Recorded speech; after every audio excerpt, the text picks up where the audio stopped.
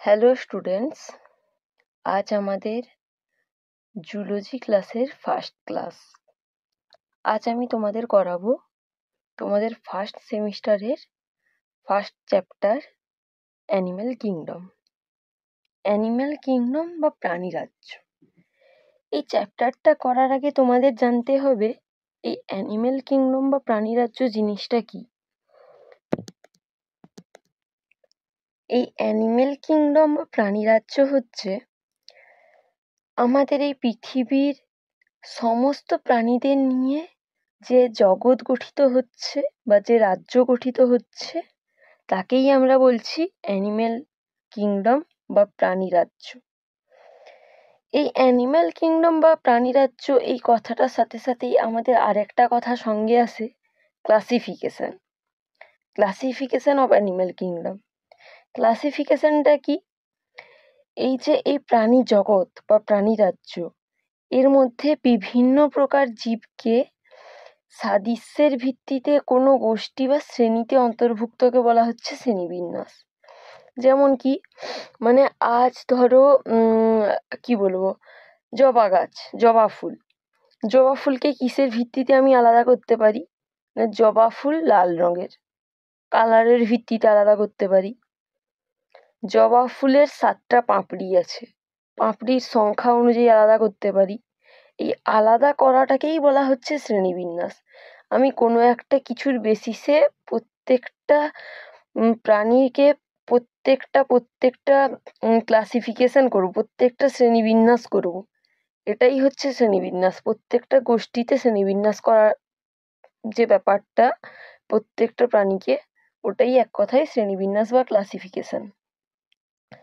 এবার আমরা জানবো যে শ্রেণীবিন্যাসের প্রয়োজনীয়তা কি। না, তার আগেই তোমরা দেখে নাও, এই যে এখানে লেখা আছে what is animal kingdom. What is animal kingdom বলতে কি বোঝানো হয়েছে, এটা 4টা বক্সের মধ্যে দেওয়া আছে, এটা তোমরা পড়লেই বুঝতে পারবে। না, প্রত্যেকটা যার সাহায্যে আমরা কি বুঝতে পারি। যেমন শ্রেণীবিন্যাসের মাধ্যমে আমরা কি বুঝতে পারি, আমরা খুব হালকা পরিশ্রমের মাধ্যমেই আমরা প্রাণী জগতের থাকা প্রত্যেকটা জীবের ব্যাপারে খুব গভীরভাবে জানতে পারবো। এবার প্রাণীদের বিবর্তনের ধারা নির্বাচন করতে পারবো।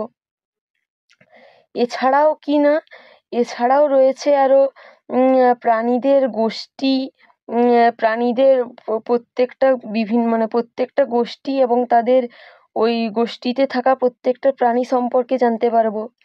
তারপর আর কি, নতুন প্রজাতি তৈরি করতে পারবো। এই কিসের সাহায্যে? না, এই ক্লাসিফিকেশনের সাহায্যে। এবার আমরা পড়বো কি, কোথা থেকে আসলো এই যে অ্যানিম্যাল কিংডম, এটা কোথা থেকে আসলো। তো অ্যানিম্যাল কিংডমটা আসলো, তোমরা নিশ্চয়ই পড়ে থাকবে বায়োলজিক্যাল ক্লাসিফিকেশনে। এটা পড়েছো তোমরা। বায়োলজিক্যাল ক্লাসিফিকেশনে অনেক ধরনের ক্লাসিফিকেশন আছে। তার মধ্যে একটা হচ্ছে 5 কিংডম ক্লাসিফিকেশন। 5 কিংডম ক্লাসিফিকেশন কে দিয়েছিলেন? R.H. হুইটেকার। 5 কিংডম ক্লাসিফিকেশনে আমরা কটা রাজ্য পাই? 5টা: মোনেরা, প্রোটিস্টা, ফাঙ্গি, প্ল্যান্টি, অ্যানিমেলিয়া। এবার এই অ্যানিমেলিয়াটাকেই বলা হচ্ছে অ্যানিম্যাল কিংডম। অ্যানিমেলিয়াটাই অ্যাকচুয়ালি কি বলছে আমরা, অ্যানিম্যাল কিংডম। অ্যানিমেলিয়াটা কীরকম ধরনের বা অ্যানিম্যাল কিংডম কীরকম ধরনের? এক তো রয়েছে মাল্টিসেলুলার, ইউক্যারিওটিক, উপরে কি হেটারোট্রপিক। হেটারোট্রপিক মানে কি, এক কথায় কি বলে বাংলায় সেটা, পরভোজী। নিজের খাদ্য নিজেরা তৈরি করতে পারে না, তাকে ওই খাদ্য তৈরি করার জন্য কারো উপর ডিপেন্ডেন্ট হতে হয়, ওটাকেই বলা হচ্ছে পরভোজী। কীরকম পরভোজী? না, হলোজয়িক। হ্যাঁ, এরপর আমরা কি জানবো, বুঝতে পারলাম যে অ্যানিম্যাল কিংডমটা আসলো কোথা থেকে। এরপর আমরা জানবো একটা প্রাণী রাজ্যে কোনো একটা স্পেসিফিক প্রাণীকে একটা স্পেসিফিক নামে বলা হয়। ওই স্পেসিফিক নাম অনুযায়ী ওই প্রাণীটাকে ওই স্পেসিফিক নামে ব্যবহার করার জন্যই আমরা ইউজ করেছি ইউনিট অফ ক্লাসিফিকেশন। এর জন্যই ব্যবহৃত হয় স্পেসিস। যেমন কোনো একটা প্রাণীর যেমন স্পেসিসের ক্ষেত্রেই কি হবে, যেমন যেসব জীবগোষ্ঠীর প্রাণীরা কি বলবো যেসব জীবগোষ্ঠীর প্রাণীরা প্রাণী জগতে না, যেমন প্রজাতির ক্ষেত্রে কি হবে, যেমন আন্তঃজননক্ষম বা প্রজননিক ভাবে প্রকৃত একটি জীবগোষ্ঠীর প্রজাতি। যেমন কি যেমন হচ্ছে আমাদের মানুষ, আমরাই হচ্ছে একটা প্রজাতির উদাহরণ। এবার ওই প্রজাতিকে আমরা নির্দিষ্ট নামে কি বলছি, হোমোসেপিয়েন্স। যেমন হচ্ছে হোমোসেপিয়েন্স।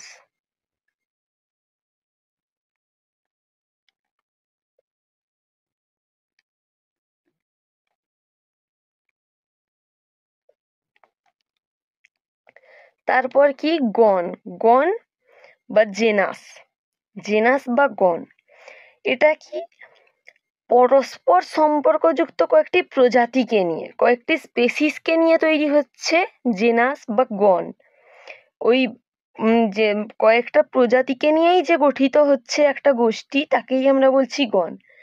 যেমন মানুষের ক্ষেত্রে আমরা এখানে কি এলাম, স্পেসিসে হোমোসেপিয়েন্স। এবার সেটাই গণের ক্ষেত্রে বা জেনাসের ক্ষেত্রে কি হবে, মানুষের গণ হচ্ছে কি শুধু হোমোটাই হচ্ছে মানুষের গণ, হোমো। তারপর কি ফ্যামিলি বা গোত্র বা ফ্যামিলিটা কি পরস্পর সম্পর্ক। ফ্যামিলির নাম কি হবে, হোমিনিডি। মানুষের ক্ষেত্রেই ফ্যামিলির নাম কি হচ্ছে, হোমিনিডি।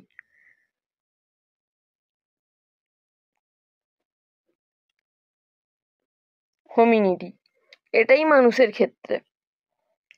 আবার অর্ডার বা বর্গ কি, অর্ডার বা বর্গ হচ্ছে কয়েকটি ফ্যামিলিকে নিয়ে যে গোষ্ঠী তৈরি হচ্ছে, তাকেই আমরা বলছি বর্গ বা অর্ডার। বর্গ বা অর্ডারটা মানুষের ক্ষেত্রে কি হবে, মানুষের ক্ষেত্রে বর্গ বা অর্ডার হচ্ছে প্রাইমেটসকে মানুষের বর্গ বলা হয়। মানুষের ক্ষেত্রে এটা কি হবে, প্রাইমেটস।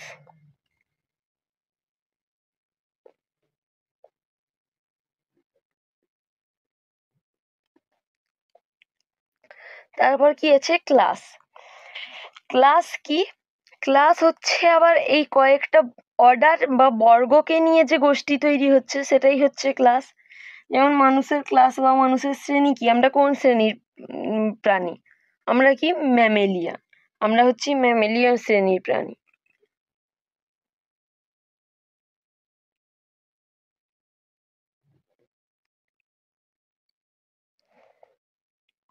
তারপর ফাইলাম, আজকের মেন টপিক বলতে পারো, বা আজকের নয়, শুধু এই অ্যানিমেল কিংডমের ম্যাক্সিমাম অংশটা জুড়ে রয়েছে ফাইলামটাকেই আমাদের ভালোভাবে জানতে হবে। ফাইলামটা কি, ফাইলাম হচ্ছে পর্ব, কয়েকটা শ্রেণী বা ক্লাসকে নিয়ে যে গোষ্ঠী তৈরি হচ্ছে, তাকেই আমরা বলছি ফাইলাম বা পর্ব।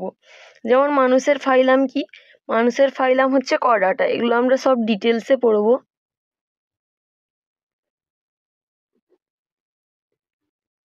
মানুষের ফাইলাম কি, কর্ডাটা। আমরা কি জানলাম, মানুষের স্পেসিস বা প্রজাতি হচ্ছে হোমোসেপিয়েন্স, মানুষের জেনাস বা গণ হচ্ছে হোমো, মানুষের গোত্র বা ফ্যামিলি হচ্ছে হোমিডিটি, মানুষের বর্গ বা অর্ডার হচ্ছে প্রাইমেটস, মানুষের শ্রেণী বা ক্লাস হচ্ছে ম্যামেলিয়া, আর পর্ব কর্ডাটা। এতদূর আমরা জানলাম। এরপরে আমরা চলো করা যাক প্রত্যেকটা ফাইলামকে, এরপরে আমরা চিনব। এরপরে আমরা জানবো প্রত্যেকটা ফাইলামকে।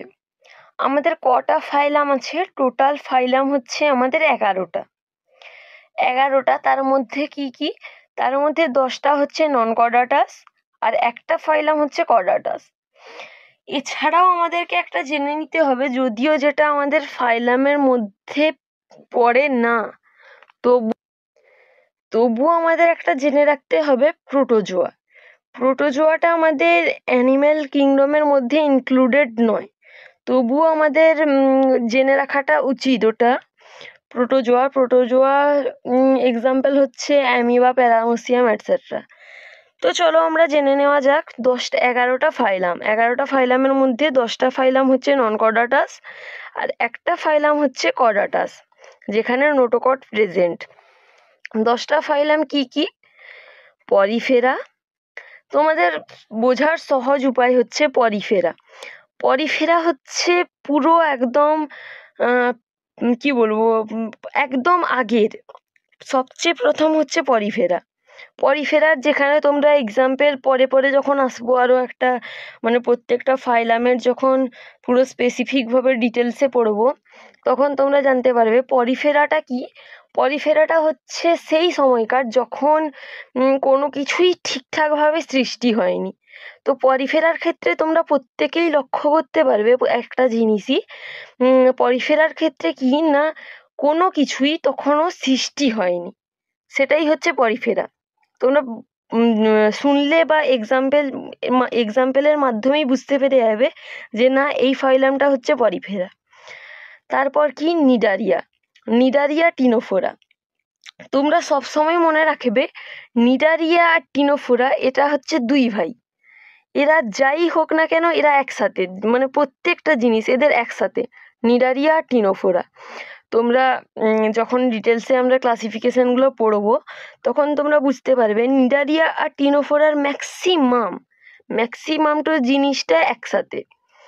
তারপর কি আছে? Platyhelminthes, অ্যাস্কেহেলমিনথিস, Annelida, arthropoda, mollusca, অ্যাকাইডোনারমোটা, Hemichordata. প্রত্যেকটার এক্সাম্পল দেওয়া আছে, এক্সাম্পলগুলো তোমরা দেখে নিবে, অত ডিটেলসে আমি আর যাচ্ছি না। তারপর আর কি রয়েছে? 10টা ফাইলাম হচ্ছে নন কর্ডাটাস। এরপর কি পড়ব? যেটাতে একটা ফাইলাম কর্ডাটা, যেটাতে নোটোকট প্রেজেন্ট, তার মধ্যে আবার সাব ফাইলাম করে আমরা 3টেতে ভাগ করে নিয়েছি। এগুলো হচ্ছে তার সাব ফাইলাম।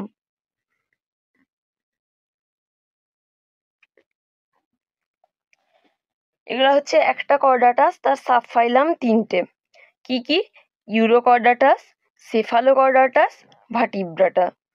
ইউরোকর্ডাটা কি? নোটোকট ইন লার্ভা টেল। নোটোকটটা কোথায় প্রেজেন্ট?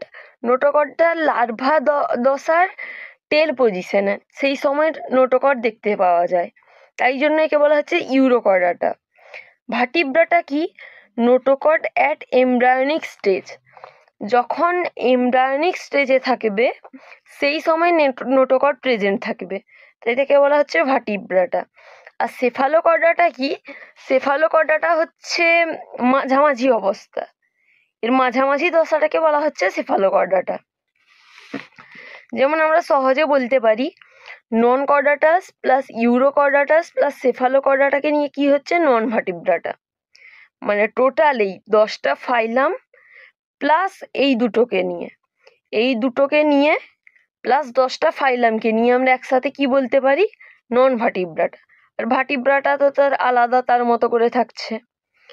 এরপরে আমরা সেখানে কি টিস্যুদের থেকে আর একটু ডেভেলপ হয়ে টিস্যুগুলো তখন গ্রুপড হয়ে করে একসাথে গ্রুপ তৈরি করে অর্গান সৃষ্টি করে, মানে অঙ্গ তৈরি করে। তারপর কি রয়েছে? অর্গান সিস্টেম বা অঙ্গতন্ত্র।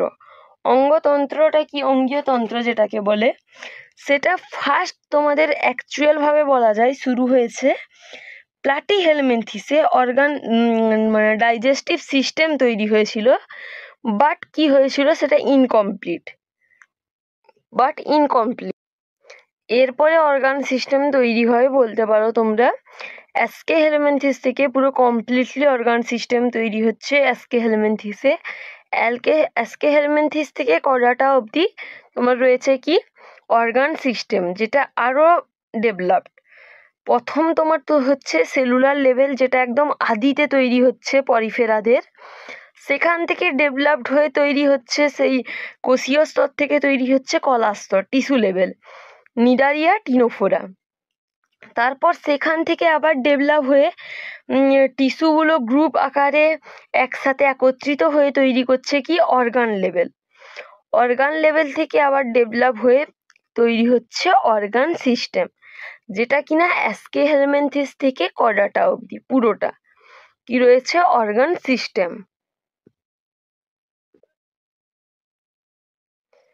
এরপর কি রয়েছে না বডি অর্গানাইজেশন বা বডি প্ল্যান, যেটা এখানে কি রয়েছে সেল অ্যাকুরেট। এখানে কি নো এলিমেন্টারি ক্যানেল, ইন্টারসেলুলার ডাইজেশন, মানে তার ইন্টারসেলুলার ডাইজেশনের মধ্যে কোনো রকম এলিমেন্টারি ক্যানেল নেই। এটা কি হবে অটোমেটিক তোমরা বুঝতে পেরেছো, এটা একদম পূর্বের কথা বলছি, মানে এটাকে কি হয়ে যাবে স্পঞ্জ। স্পঞ্জ মানেই কি বুঝতে পারছো পরিফেরা। তারপর কি blind sac digestive system, blind sac digestive system বা alimentary canal with one opening. With one opening মানে তোমরা বুঝতে পারছো ওয়ান ওপেনিংকে মানে কি পুরো কমপ্লিটলি বলা যায় না। ওয়ান ওপেনিং কমপ্লিট নয়। কমপ্লিট ডাইজেস্টিভ কমপ্লিট সিস্টেম কখন হবে যখন সেটা টু ওপেনিং থাকবে, ওয়ান ওপেনিং হলে কখনোই বলা যায় না। আবার কি বলেছি নিডারিয়া টিনোফোরা তো একসাথেই থাকবে ভাই ভাই, তো কি কি রয়েছে Cnidaria ctenophora plus Platyhelminthes. Platyhelminthes কেন তোমাদেরকে আমি একটু আগেই বললাম প্লাটিহেলমিনথিসেই কিন্তু ফার্স্ট ডাইজেস্টিভ সিস্টেম তৈরি হয়েছিল, কিন্তু কি ইনকমপ্লিট, যেহেতু সেটাতে ওয়ান ওপেনিং ছিল তাই জন্য ওটা ছিল ইনকমপ্লিট। তারপর কি বলেছে tube within tube completely digestive system, মানে টিউবের মধ্যে টিউব, মানে টিউব একটা রয়েছে তার মধ্যে আবার মানে যেটাকে কি বলতে চাইছে মানে দুদিকে ওপেনিং যেটার হবে টু ওপেনিং সিস্টেম কার মধ্যে তোমাদেরকে প্রথমেই বলেছি না কমপ্লিটলি ডাইজেস্টিভ সিস্টেম যার মধ্যে, তার মধ্যেই নিশ্চয়ই তোমরা বুঝতে পারছো টু ওপেনিং হবে মানে কি অ্যাস্কে হেলমিনথিস।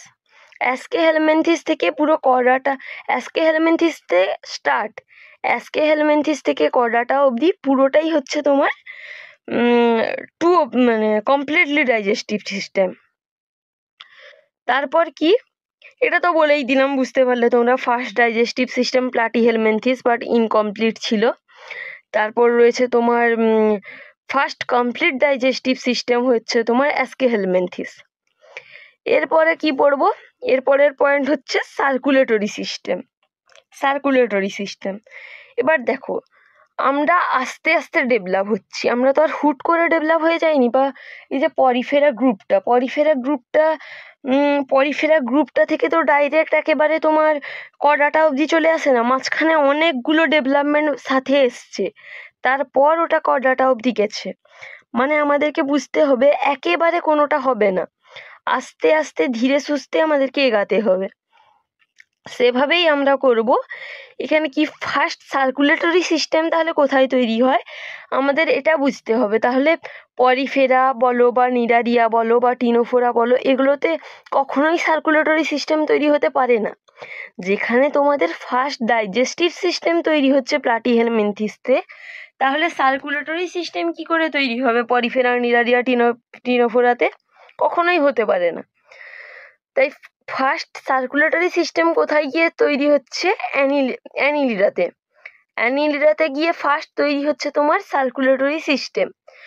বাট অ্যানিলিডাতে যেটা তৈরি হচ্ছে close circulatory system, Annelida chordata.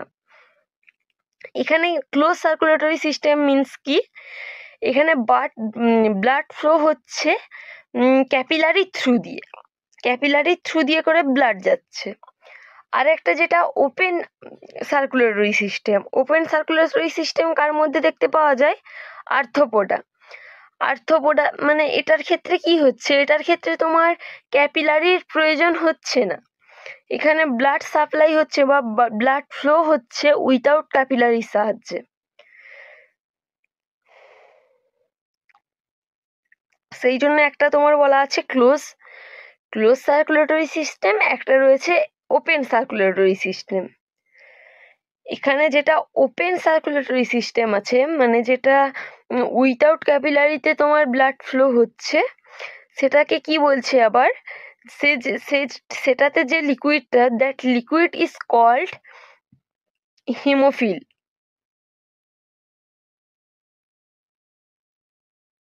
Sorry, haemolymph. ওই লিকুইডটাকে কি বলছে, হিমোলিম্ফ। এবং ওই ক্যাভিটিটাকে বলা হচ্ছে হিমোসিলোম। তারপরে কি, রেডিয়াল সিমেট্রি। রেডিয়াল সিমেট্রি মানে কি হচ্ছে, অরীয় প্রতিসম। অরীয় প্রতিসম মানে কি, মানে কোনো একটা জায়গা মানে গোলভাবে রয়েছে, বাট তুমি তাকে এভাবে কাটছো বা এইভাবে কাটছো, ওইটাকে এইভাবে কাটাটাকেই বলা হচ্ছে অরীয় প্রতিসম, যাতে দুখণ্ডকে ভাগ হচ্ছে।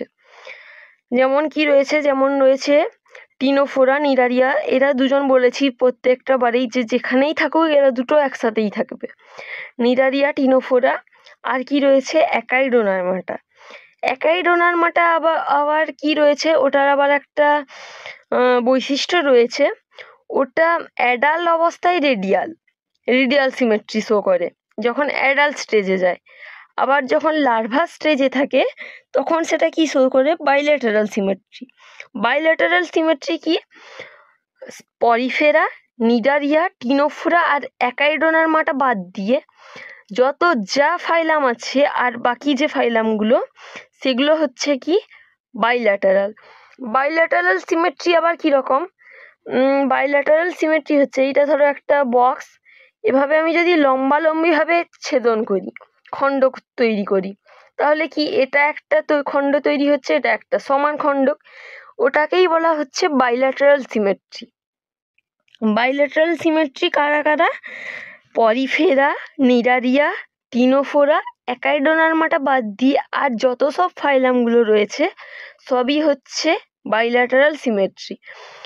একাইডোনার্মাটার অবশ্য তোমাদেরকে বলেই দিলাম যে লার্ভা স্টেজে তারা বাইল্যাটারাল দেখায় আর অ্যাডাল্ট স্টেজে দেখায় রেডিয়াল।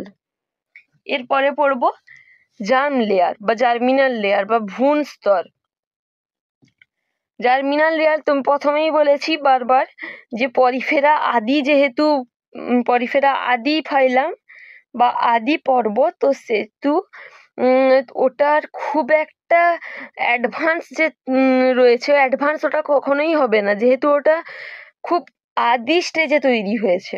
তার পরপর যত আমরা এগাবো, যত আমরা কর্ডাটার দিকে যাব, তত আমরা ডেভেলপমেন্ট দেখতে পাবো।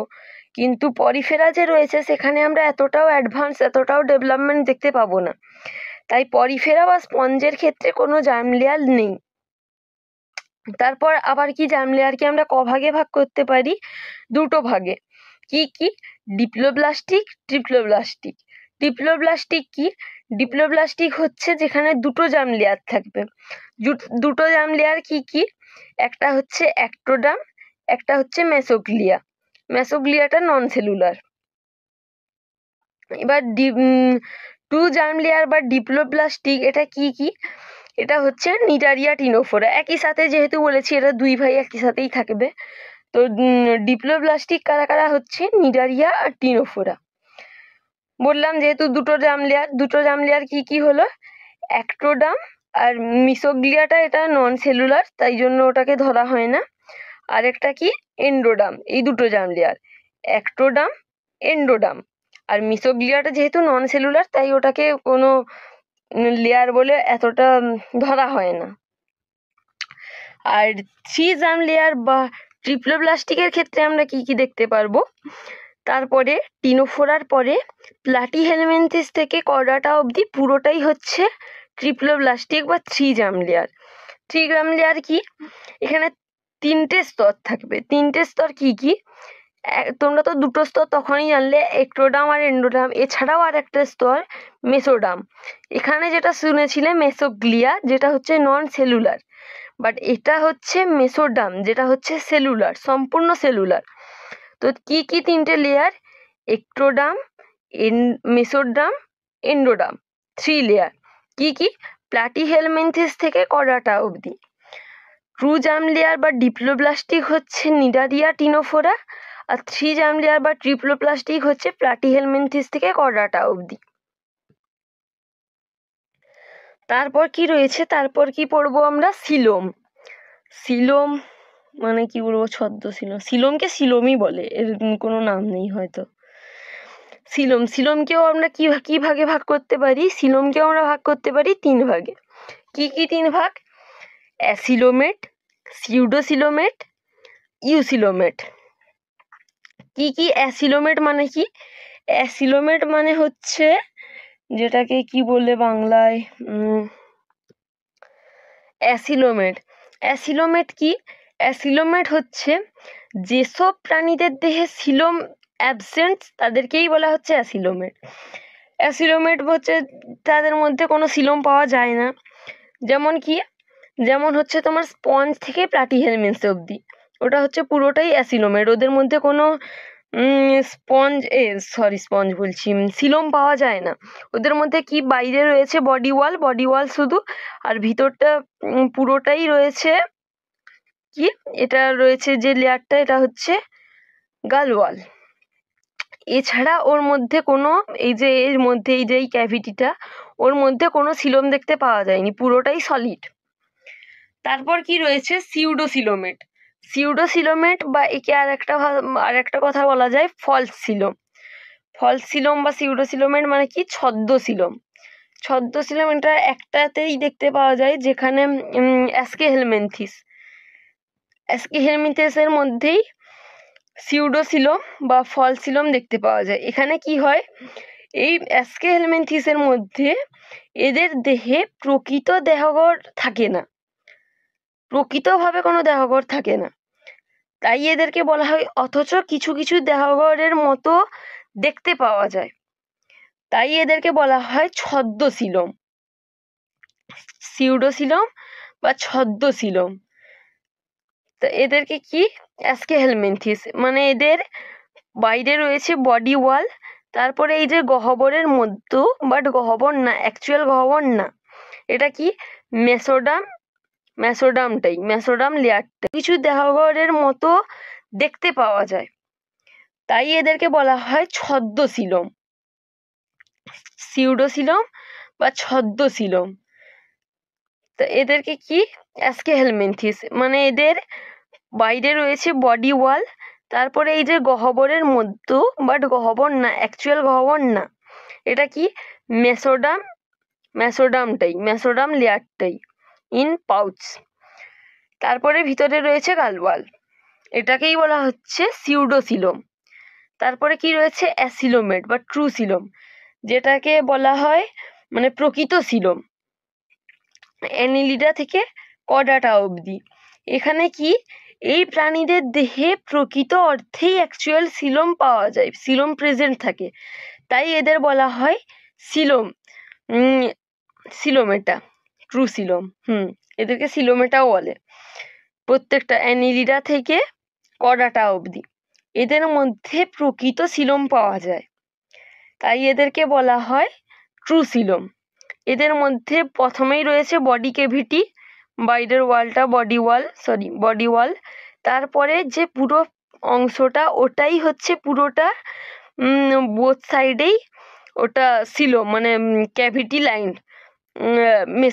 মেসোডার্মে ক্যাভিটি লাইন এটা, আর এইটা পুরোটাই সিলোম গহ্বর, তাই এটাকে বলা হচ্ছে ট্রুসিলোম। আর ভেতরে তো রয়েছে গালওয়াল। সেই জন্যই কি পেলাম আমরা, অ্যাসিলোমেট, সিউডোসিলোমেট, ইউসিলোমেট, তিনটে জিনিস পেলাম। এরপর কি পড়বো, এরপর আমরা পড়বো সেগমেন্টেশন বা মেটামারিজম। সেগমেন্টেশন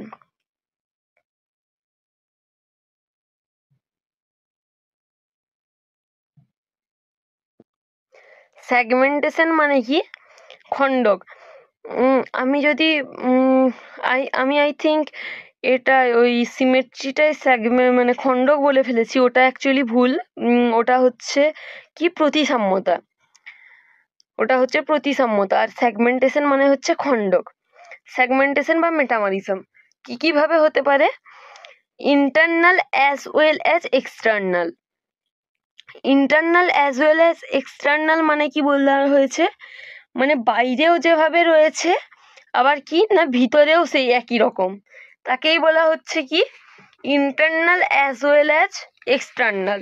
এটা কার ক্ষেত্রে দেখা যায়? এটা দেখা যায় অ্যানিলিডার ক্ষেত্রে। অ্যানিলিডার ক্ষেত্রে দেখা যায় এরকম সেগমেন্টেশন, মানে ট্রু সেগমেন্টেশন, এটাকে বলা হয় ট্রু সেগমেন্টেশন। তারপর কি এক্সটার্নালে দেখা যায় কি আর্থ্রোপোডাকে, ট্রু সেগমেন্টেশনই আর্থ্রোপোডার ক্ষেত্রে এক্সটার্নাল সেগমেন্টেশন দেখা যায়। আর কর্ডাটার ক্ষেত্রে কি দেখা যায় না internal segmentation, true segmentation but internal. বুঝতে পেরেছো? আশা করি বুঝতে পেরেছো তোমরা। অ্যানিলিডার ক্ষেত্রে দেখা যায় internal as well as external, মানে ভেতরের অংশেও দেখা যায় আবার বাইরের অংশেও, ট্রু সেগমেন্টেশন। আর আর্থ্রোপোডার ক্ষেত্রে শুধু বাইরে এক্সটার্নাল, অ্যান্ড কর্ডাটার ক্ষেত্রে শুধু ভেতরে দেখা যায় ইন্টারনাল। তারপর কি পড়বো? তারপর হচ্ছে নোটোকর্ড। নোটোকর্ডটা হচ্ছে মানে এতগুলো যে ক্লাসিফিকেশন পড়লে তার মধ্যে সবচেয়ে ইম্পর্ট্যান্ট হচ্ছে নোটোকর্ড। তার মধ্যে সবচেয়ে ইম্পর্ট্যান্ট ক্লাসিফিকেশন হচ্ছে নোটোকর্ড। নোটোকর্ডটা কি কি? একটা হচ্ছে মেসোডার্মালি ডেরাইভড। নোটোকর্ডের ক্ষেত্রে আমরা কি বলতে চাইছি? মেসোডার্মালি ডেরাইভড। তারপর কি পাওয়া যায় না সলিড রড লাইক স্ট্রাকচার। তারপর আর কি কি আমরা দেখতে পারি না formed on dorsal side during embryonic development of কর্ডাটাসদের ক্ষেত্রে কি পাওয়া যায় না ডরসাল সাইডে তৈরি হয় নোটোকর্ড। কখন না এমব্রায়োনিক ডেভেলপমেন্টের সময়। তো আজ আমরা পড়লাম এত দূরই। প্রত্যেকটা অ্যানিম্যাল কিংডম কোথা থেকে এসছে এটা জানলাম,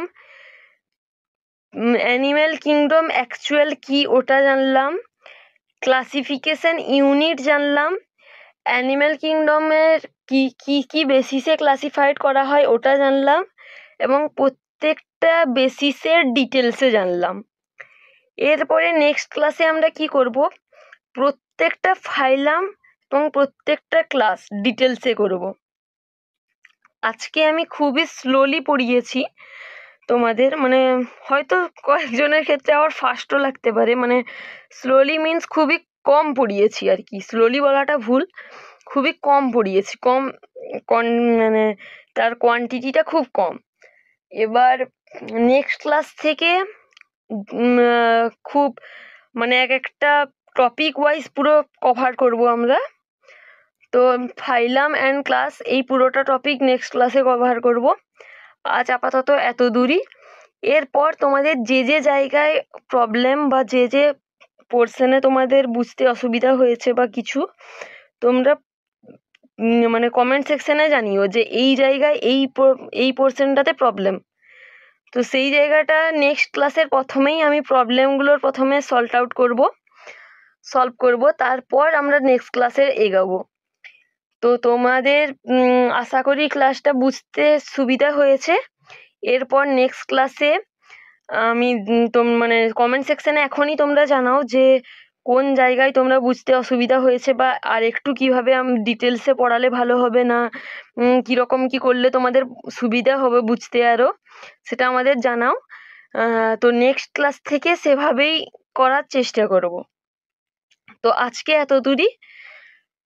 আমি ডিপিপিতে কোশ্চেন প্র্যাকটিস দেওয়া থাকবে, ওটা তোমরা কোশ্চেন প্র্যাকটিস করবে। দেখা হচ্ছে নেক্সট ক্লাসে। আজকে এত দূরই।